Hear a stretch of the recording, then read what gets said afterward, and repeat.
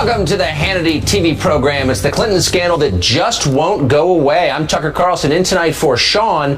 New revelations this afternoon about Hillary Clinton's lingering email controversy. This after the FBI published brand new documents related to its now closed investigation into the former Secretary of State. Joining us now with the very latest on this is our own Catherine Herridge. Catherine? This 11-page FBI summary of Hillary Clinton's July 2nd interview shows the former Secretary of State could not remember key details about her emails more than 24 times. Critics aren't buying it. It isn't plausible. Not someone with her background, experience, training. She's an attorney, 25 years in government, and suddenly she has selective amnesia. It's not plausible. It's not believable. Clinton told FBI agents she could not recall when she got a security clearance. Clinton could not recall briefings or training on the handling of classified information.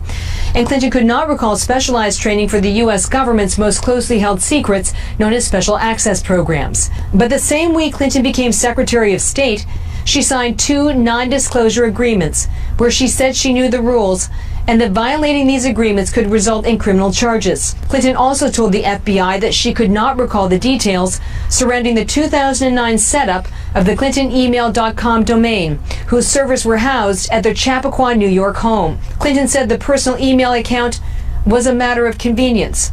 FBI agents do not appear to press Clinton on the issue, further reinforcing Republican criticism of the FBI director and the investigation. Remember, James Comey said she was not indicted because he didn't have sufficient evidence on the issue of intent. She said she did it for convenience, but I didn't see the follow-up questions in the interview I read. The heavily redacted FBI summary also shows Clinton was questioned about the 22 top-secret emails too damaging to release for national security reasons, and that questioning included the drone campaign as well as human spying for CIA programs.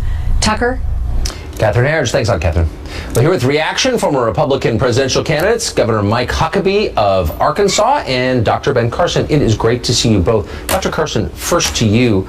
This is kind of definitive then. Hillary Clinton says, I didn't know the rules. That's not a plausible explanation, is it? It's not a plausible explanation, and her failure to remember anything certainly is not a quality that you would want to see in a president. So I'm assuming you buy it then. Do you think she wasn't capable of remembering the most basic rules on handling classified material? Well, it doesn't particularly matter. If she wasn't capable of remembering that, she definitely would not be capable of performing the duties of the president. And if she is lying about it, then that disqualifies her too. I think she's disqualified either way you look at it. So, Governor Huckabee, just take 3 steps back. We're finding out about this from the FBI on the afternoon of Labor Day weekend, on a Friday, on a holiday weekend. This is a classic way to bury news that you think is going to be damaging to the principal. The FBI is not a political organization, but this move suggests they're acting for political reasons. Do you think that's true? And if so, how discouraging is that for a law enforcement agency to help a political campaign? Well, the FBI has always been above and beyond the political ramifications. It's one of the reasons that most Americans have an incredibly high respect for the FBI. This hurts the FBI's reputation, hurts James Comey's reputation, but most of all, it damages Hillary Clinton. I mean, for her to claim that she has less memory about what she was briefed on than Jason Bourne knew about his past identity is just not realistic. And I agree with Ben Carson. If she really doesn't remember fundamental facts of national security like this, then she has no business being sworn in as president, and we need to make sure the American people don't make what could be an incredibly irrevocable mistake. So, Dr. Carson, these 60 pages suggest more stories to come in this way. You have Hillary Clinton in the FBI's account losing somehow 13 different PDAs, some cell phones. You have her using her device in foreign countries. You have her with a SCIF, which is supposed to be a bug-proof room in her house and office that is not secure. This suggests that she was more vulnerable even than we knew to attacks by foreign intelligence agencies. Do you think we're going to be hearing that story before Election Day? I hope so, but here's the other thing that we have to consider. Because she had such vital information in such insecure places, I think probably the Chinese, the Russians, and some others probably have some of that information.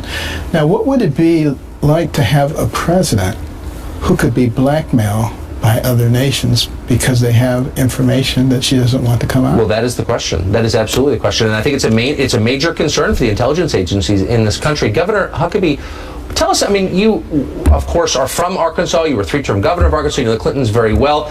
They're smart people. They try to cover all the bases. They're paranoid. They're aware of their public perception. Why would Mrs. Clinton behave in a manner this reckless? What would motivate her to do that? Because for so long, Tucker, she and her husband have gotten away with living by a different set of rules than everybody else. We remember back in 2008, the big banks were protected because they were too big to fail. And I think what we have is a Hillary Clinton who thinks she's too big to jail. She thinks that these rules that apply to everybody else in government are for them, for the little people, but not for her. And that's very troubling. And this is not a political issue. I know it's going to sound like it, and coming from me, look, I don't pretend that I'm nonpartisan. I'm very partisan. I have a very particular point of view. But try to look at this objectively. And let's remember that she said, well, she only had one device. Now we know she got rid of 13 different devices. So there's so many things that have just been said that are fundamentally not true, and she can't possibly say that she just didn't remember how many devices that she had when there were 13 of them. So, Dr. Carson, the whole point of America, the whole reason people come here from other countries who yearn to be Americans, is because we're equal under the law, all of us. And this puts a lie to that. What do you say to the numerous Americans who are now doing jail time or have felony records for mishandling, in some cases they claim unintentionally, classified information? Well, I say I'm sorry that you are the victims of an unfair system. As Governor Huckabee alluded to, this kind of issue, it's really not a Democrat or Republican issue. This goes to the very heart of who we are as a nation, who we are as people. What do we accept? What kinds of leaders do we want to put up in front of our children as examples? If we put somebody up who lies as easily as they breathe, and this is our greatest role model, what can we expect from the next generation of Americans? Well, that's a deep question. I mean, Governor Huckabee, I don't think Hillary Clinton's the worst person in the world at all, but I think that this behavior is clearly unacceptable. There's no defending it at all, and yet Democrats are defending it. Donald Trump has said things that are hard to defend, and a lot of Republicans said, I'm not going to defend it. Like, that's wrong. And they've walked away from him. You haven't seen anything like that on the Democratic side. It's been lockstep, robotic support for their candidate. Do you think you're going to see any Democrats of conscience say, I'm sorry, I'm not going to defend this behavior? Publicly, probably not. I've always admired the Democrats for circling the wagons around the people that they're trying to protect, no matter how ridiculous it is. And we've seen that not only with Hillary Clinton and Bill Clinton, but with Barack Obama. I mean, they just always sort of say, no, our side does nothing wrong. But this is troubling, and it needs to be to independent voters, people who really want America to be a place where everybody gets treated the same, where Lady Justice is blindfolded and presiding over scales that balance justice and mercy, not campaign and contributions to the Clinton Foundation on one side of the scale and favors on the other. And that's the kind of White House we would have with Hillary Clinton. Yeah, boy, I don't admire that lockstep at all. No, because I think it betrays the real point of democratic politics, which is not to sort of act on behalf of some principle, but to acquire power and use power. And I don't think that's a good reason to get into politics. But at some point, we have to ask ourselves, who are we? Yeah. And what kind of people are we? And what do we represent? And not what is politically expedient and what will help our party to do better. And if that's the road we're going to go down, we're doomed. Man, I hope if Trump ever did something like this, or if, whatever Trump does, I'm not going to be there robotically defending it. Stick to your principles. You'll feel good about it yourself in the end. Anyway, thank you, gentlemen. It's great to see you both. Thanks for putting that all into context. I appreciate it. Governor Huckabee. You bet. Dr. Thanks. Carson. Absolutely. Coming up right here on Hannity next. I believe and have said many times that I take classified materials seriously, and there were no materials that were marked classified. We've got more reaction to the FBI's new report on Hillary's email server. How damaging will these revelations be to her campaign? And then, watch. To those suffering, I say, what do you have to lose in trying Trump? Donald Trump has been reaching out to black voters. Tomorrow, he's set to speak at a black church in the city of Detroit. David Webb, Eric Guster here to react. That and a whole lot more. Straight ahead on Hannity. Don't go away.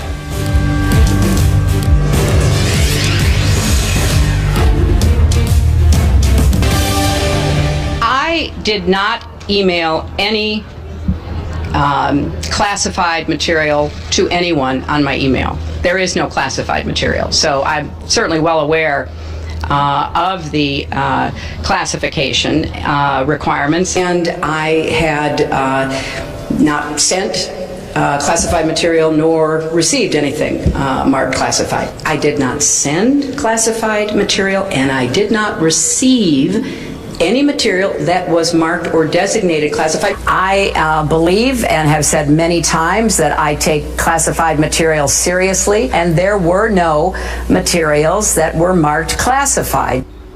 Well, you can just pick our statements at random, and the FBI has proved them false. Welcome back to the Hannity TV program. That was, of course, the former Secretary of State denying over and over again that there was classified material on her private email account. Of course, we now know that's not true at all. There are multiple instances of classified material housed in her private email system, for those who care.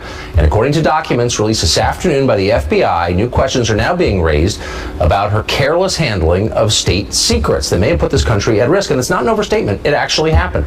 Joining us now with analysis, Fox News contributor, former Clinton pollster Doug Schoen, and Republican strategist Noel Nickport. It's great to see you both.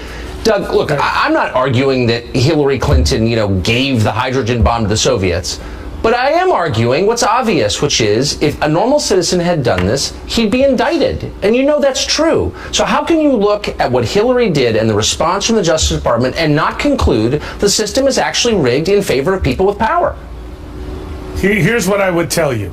Secretary Clinton, as a Democrat of conscience, clearly made profound errors. The FBI said it was extremely careless, not gross negligence. Tucker, this is politics. And you know what? I don't defend it. I was deeply troubled by what I saw today. That being said, as a Democrat, I still support Secretary Clinton, but these are troubling revelations, rest assured. Look, I'm not even attacking Hillary Clinton. I think this is what Hillary Clinton does. I think it's what she's always done. No more than you can attack a scorpion for stinging you. That's what they do. I'm attacking the Obama Justice Department for subverting justice on behalf of the Democratic nominee, because I think it hurts the entire country and the system itself. Right, and if you look at everything that she's done, and if you go back and look, some of the problem that she said is she was like, I don't recall, 39 times I don't recall.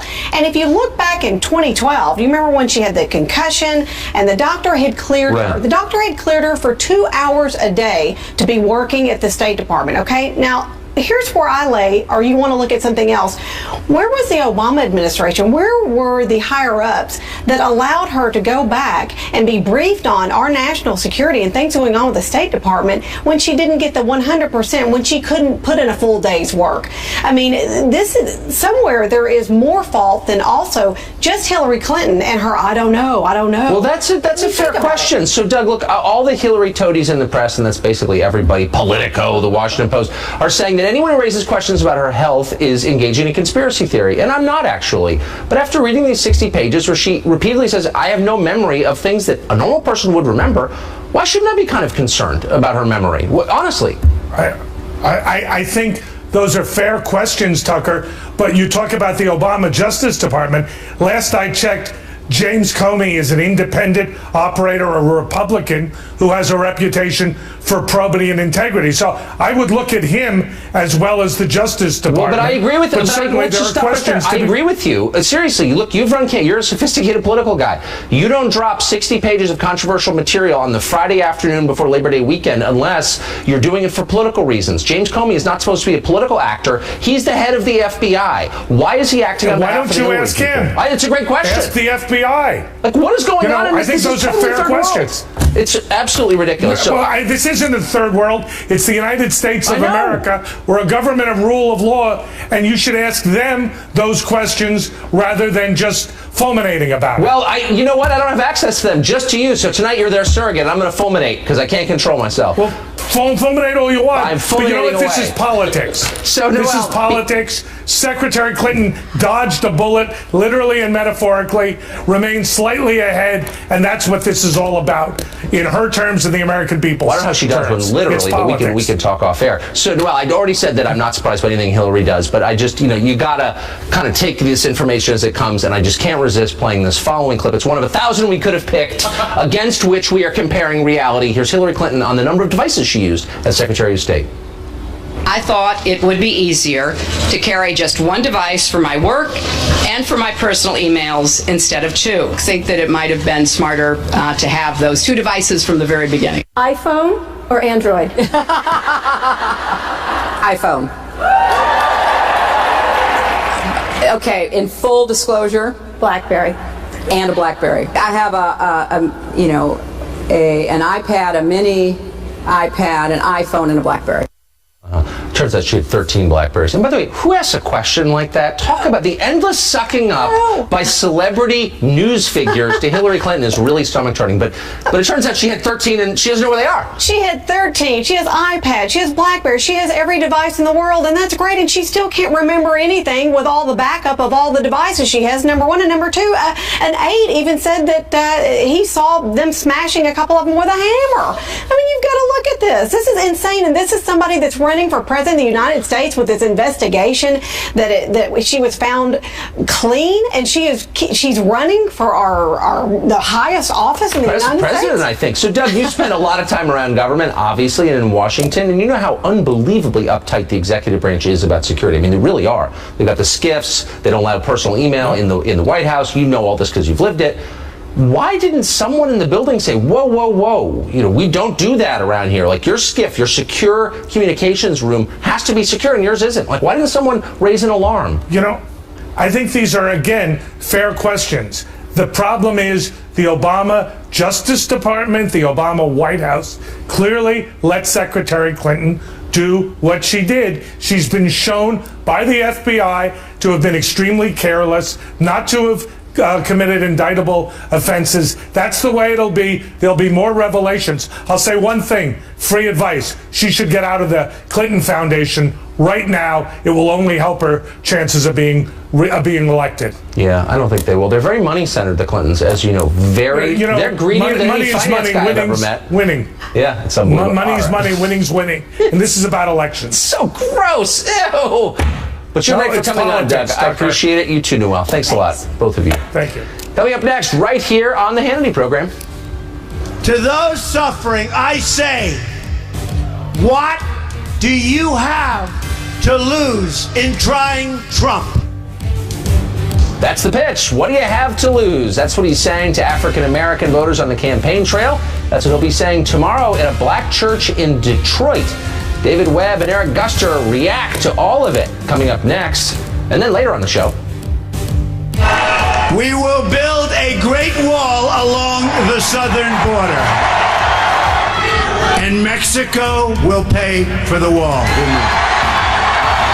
The Great Wall of Trump, the elites scoff knowingly, but actually most people kind of like it. Why wouldn't they? This week, Trump unveiled his immigration plan. How does it compare to Hillary Clinton's? That's the question. What would she do if elected? We'll tell you next.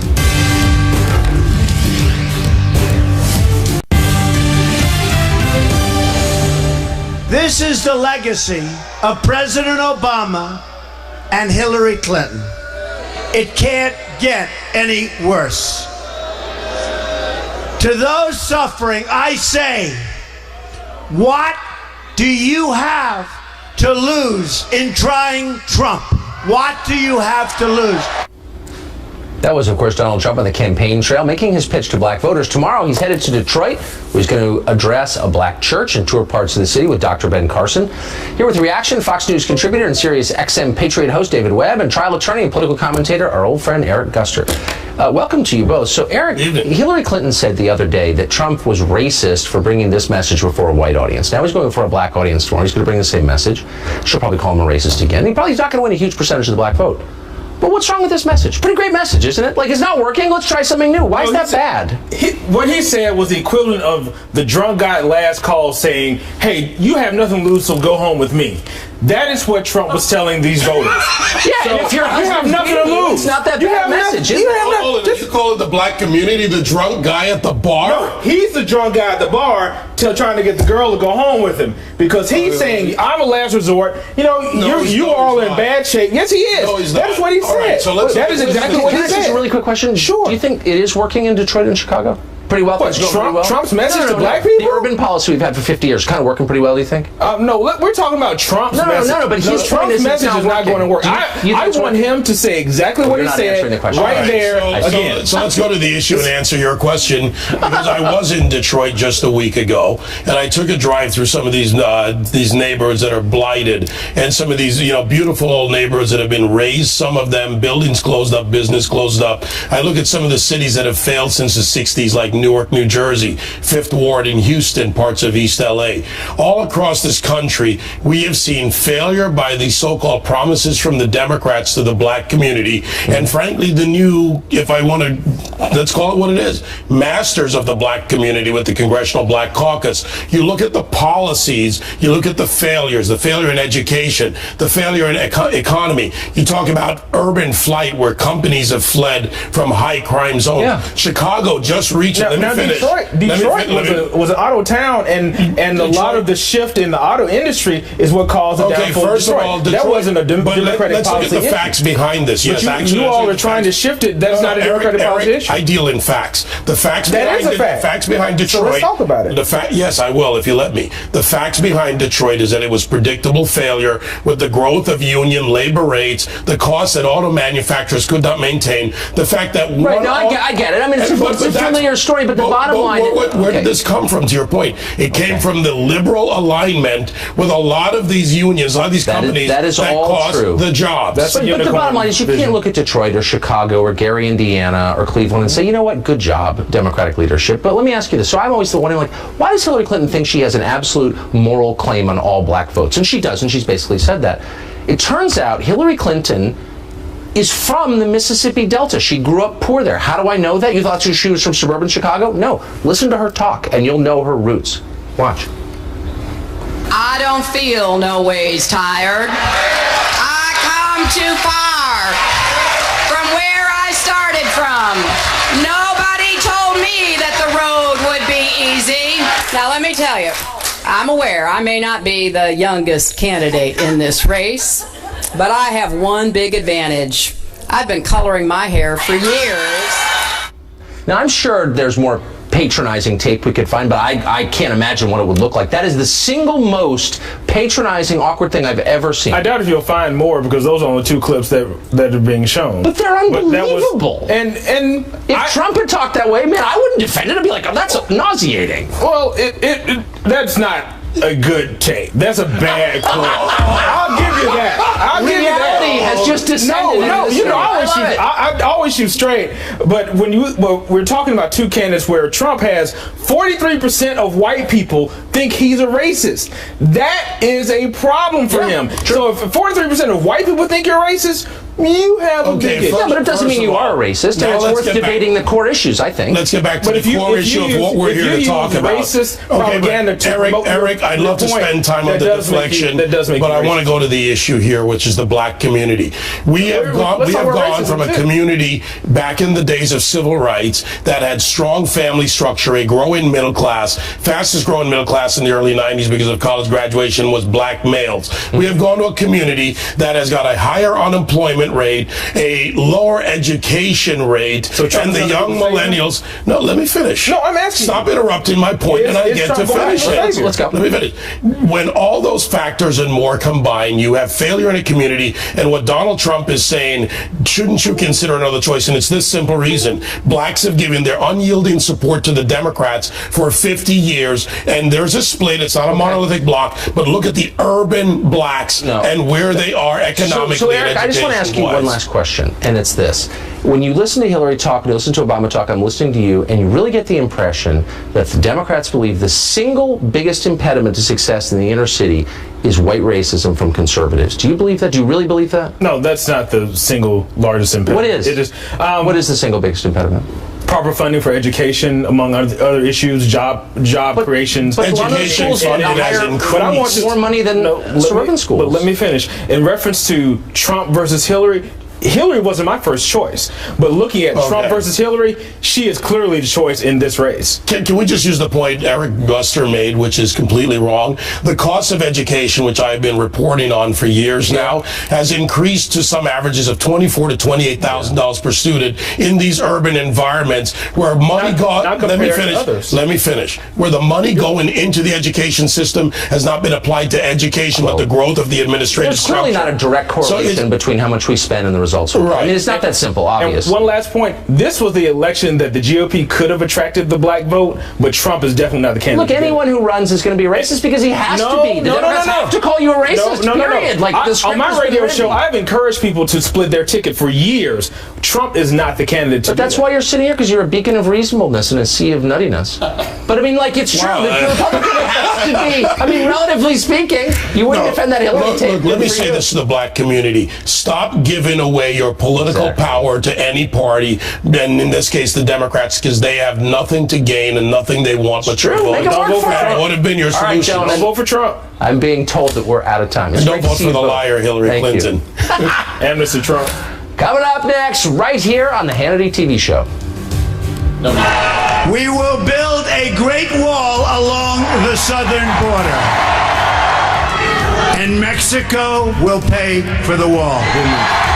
He's going to build a wall. You can hear Morning Joe scoffing, but it turns out people kind of want a wall, actually. How does his plan compare to Hillary Clinton? She's against a wall, except when it's around the White House. We're going to break down her plan coming up next. Secretary Clinton, any comment on your husband? You'll love this, Jen. Secretary Clinton, any comment on your husband leaving Secretary Clinton? Everybody try one. Yeah, she's not really in the mood to answer questions. She hasn't really been in the mood for 273 days because she's just busy. According to a new report, Clinton will begin letting members of the press fly in her campaign plane. They're going to be so grateful. The question is, will they be given access? Do they need access? Will it affect their continuous suck-up to Hillary Clinton? It's nauseating, and we're going to chronicle it in excruciating detail here on the Hannity program. Stay tuned.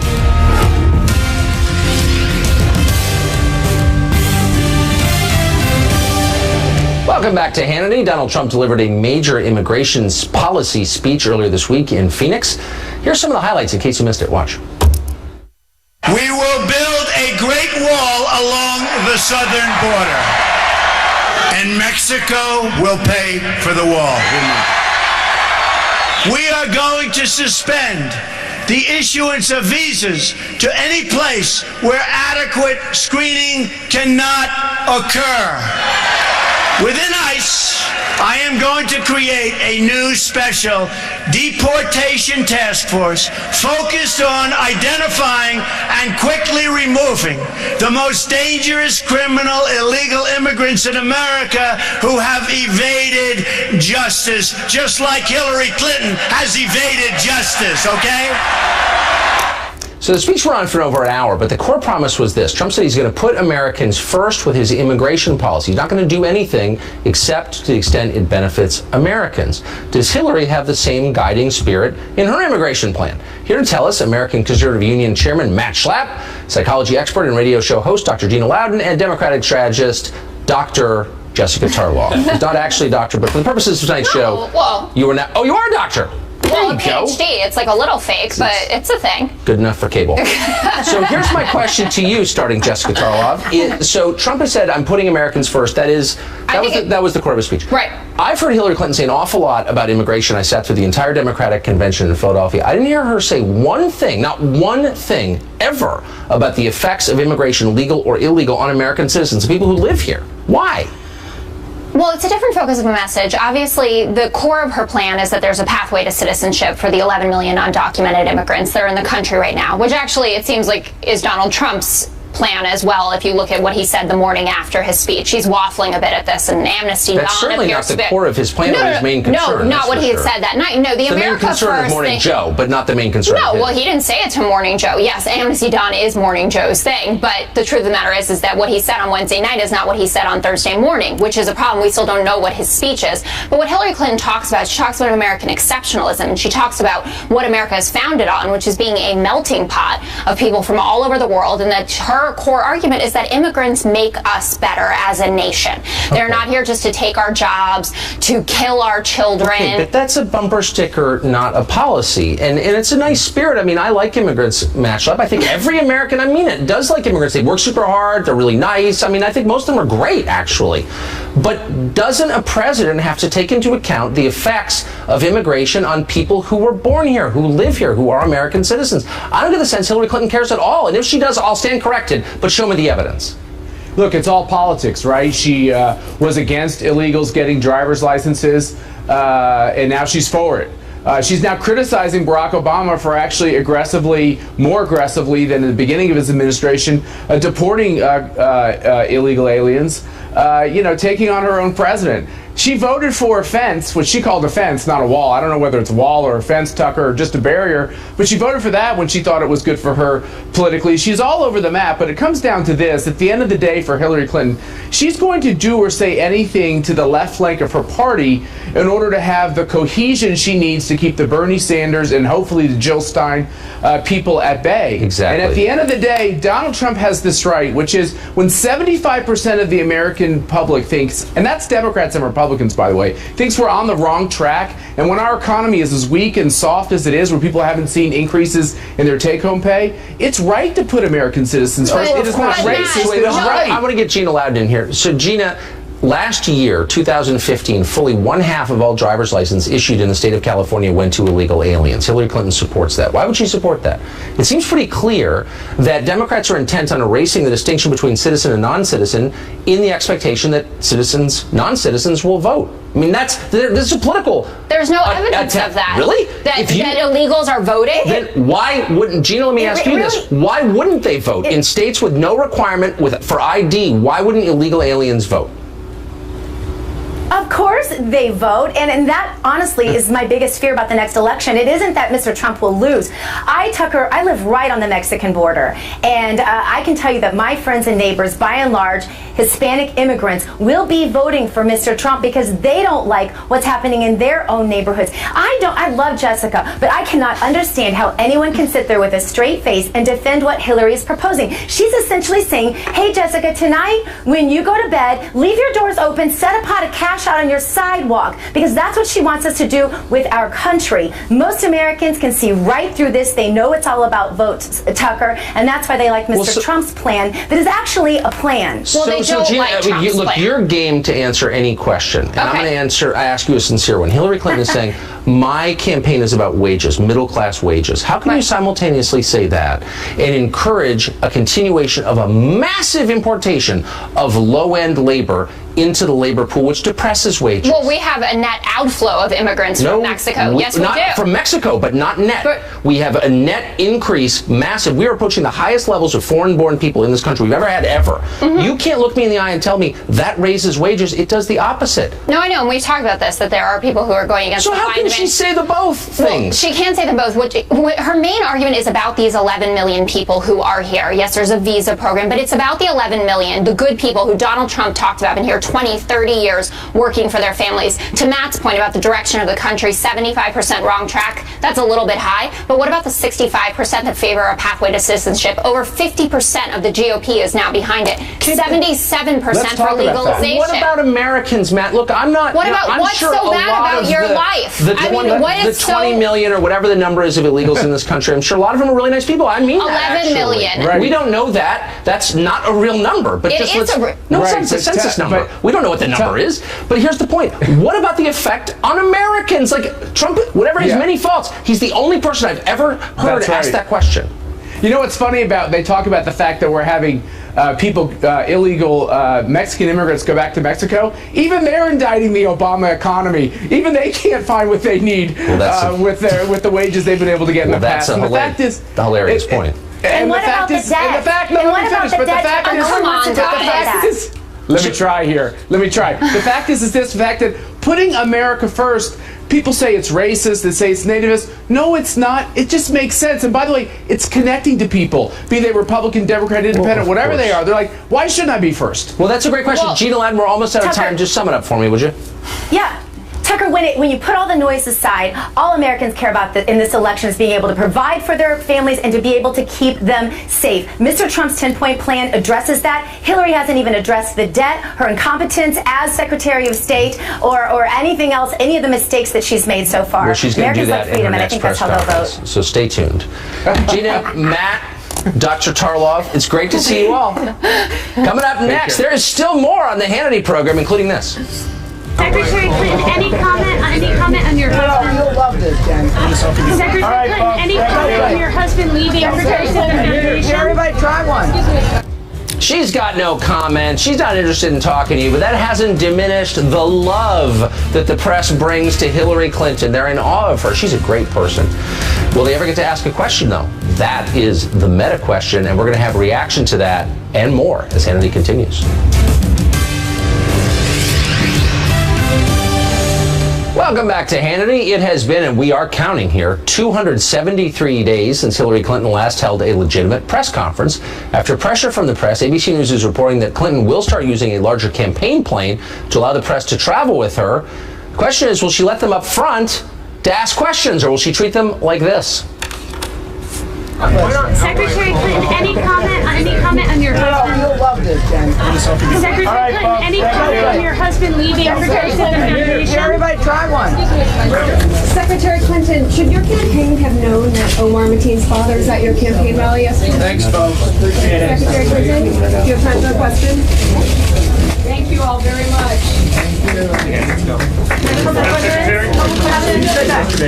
distraction, the Clinton cash was a distraction. Can you comment on the specific allegations, though? Those questions more fully. Oof, as in a bad marriage, she's not even hearing them. She stopped listening. What, were you talking? Joining us now, two of our old friends, Lee Carter, she's the famous pollster, and Fox News contributor and political legend, Pat Caddell. Great to see you both. Pat, to you, Great to see you. This is a middle finger in the face of the press, obviously, and yet they continue to love her, to worship her, to carry her water, to lick her boots. Is there anything Hillary Clinton could do? Could she spit in the face of a New York Times reporter? Is there anything she could do? Could she murder one of them to have them turn against her? No, I think they would have a wake and have a festival if she did. No, killed one of them. This is, in my lifetime, the greatest bias I have ever seen. The jihad, I call it. It's unbelievable. No, I've never seen anything like it. And here's the problem with it. What's happening when they're not calling her out on, and she's smart not to do it, I guess, politically, although now I believe it will start working against her badly because of the stories that are coming out. But she is doing this in a way that is so contemptuous of the American people. And the press behavior. See, I think politicians shouldn't complain about the press, whine about the press. Right. What they should be discussing is the institutional abuse of an institution that's job is to protect the American people from power, not to get in bed and promote power. That's exactly it. I'm so glad you said that. They are working on behalf of the establishment, which is not what they're supposed to be doing. Lee Carter, I get this strategy, and I think Hillary's hide strategy works if the campaign is all about Donald Trump's personality. She doesn't want to get involved in that. It helps her. But if the campaign is about issues, real issues like immigration, for example, or trade, does it help her to hide? It doesn't help her to hide. I think she's taking a strategy right now where she feels the best thing to do is just play it out, just ride it out, put her head down, and not really say anything except to try and use Donald Trump's words against him. The problem is it's way too long. We've got 70 days, 80 days till the election. This is too long for her to just ride it out. And people are seeing through what she's trying to do. I think people are trying to, like, when we see this, that she's going to invite the press in and it doesn't seem authentic, people are calling her out on it. People are saying this isn't authentic, this isn't real. Right. And if she doesn't really open herself up, then people are going to say, we see you're being calculated. And a lot of the decisions that are being made about the election this year are all about authenticity. And can I relate to you? Can I trust you? And I think people are really having a hard time with Hillary Clinton. So this campaign's going to end, Pat, and as you just wisely noted, the press has decided to defend entrenched power. They're on the side of Hillary Clinton and the hedge fund managers against middle America. Right.